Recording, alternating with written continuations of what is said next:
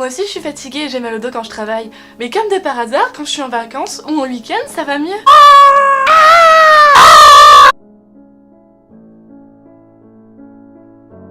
La personne qui m'a dit ça, c'était le médecin du don du sang.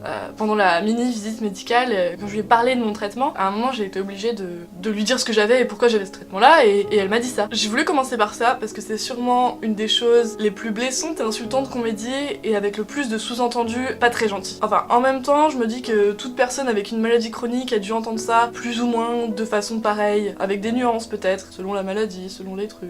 J'avais lu un article une fois d'une personne avec une dépression chronique à qui on disait non mais moi aussi des fois je suis triste, faut te reprendre, c'est qu'une mauvaise passade. Genre c'est une négation de la maladie. Genre bref. Quand la docteure, la médecine, quand la dame, quand elle m'a dit ça, j'ai pas su quoi répondre et je suis passée directement dans l'autre salle pour me faire pomper. J'aurais dû répondre et j'aurais dû dire quelque chose. Alors du coup c'est ma mise au point avec moi-même. T'as jamais la répartie sur le coup et t'es tellement sonné par la violence des propos qu'on tient que tu t'imagines pas répondre sur le fait. Enfin moi je suis ce genre de personne à savoir quoi dire mais après coup j'arrive jamais à répondre face à ce genre de propos violents. Et d'autant plus quand il s'agit d'un médecin qui est quand même une figure d'autorité. De la part d'un médecin on n'attend pas de la méchanceté et on attend juste de la compréhension et éventuellement un silence, genre je m'en fiche qu'elle soit pas experte en ma maladie. Mais voilà. Et voilà, si ça arrive à nouveau, je saurais quoi répondre parce que je cesserai pas de donner mon sang pour autant en fait. Madame, je suis triste de savoir que y a que quand t'es en vacances que tu te sens bien et que t'es délaissé de ton mal de dos et de ta fatigue. Cependant, ma maladie n'a rien à voir avec ta lassitude. Je te passe les problèmes annexes, etc. Mais le principe de la fibromyalgie et de beaucoup d'autres maladies chroniques, c'est que t'as jamais de répit. La maladie s'en fout complètement que tu sois en vacances ou pas. Même si, évidemment, il y a des facteurs d'anxiété, de stress qui augmentent les symptômes. Je veux dire, n'importe qui, quand il est face à une situation stressante, etc.,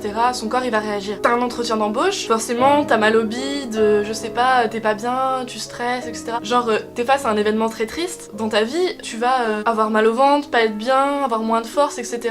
Forcément, nous aussi, quand on est malade chronique, ça fait effet sur nous, c'est inévitable. Ça a d'autant plus d'effet sur nous qu'on est malade chronique, mais ça a pas de rapport. Elle est partie.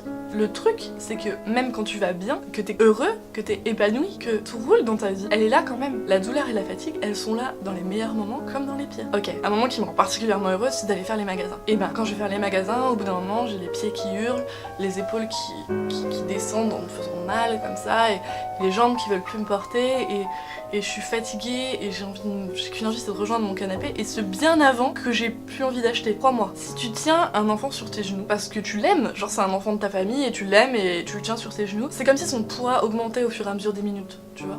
Et arrivera un moment où tu pourras juste plus supporter ce poids sur tes jambes, peu importe l'amour que tu lui portes. Ah oui, et à Noël, tu finiras sur le canapé en train de faire une mini-sieste bien avant le fromage. Surtout si, comme moi, Noël ça dure jusqu'à 3-4 heures du matin. Ouais, on est beaucoup et puis on aime bien manger. Ouais, désolé. J'ai l'impression que ce qui est le plus insultant dans ce que t'as dit, c'est que ça sous-entend qu'il suffirait d'un petit effort pour s'en débarrasser et pour faire des choses dont je suis pas capable. Genre, je suis une chachotte en fait, et cette maladie c'est moi. Et genre, les barrières que m'impose cette maladie, y a que moi qui me les impose, et finalement, ça compte pas tout ça. Je veux dire, ma maladie est peut-être pas assez grave pour que des médecins comme toi la prennent en compte. Après tout, on peut pas la guérir, on peut juste améliorer la vie et me rendre le quotidien plus facile.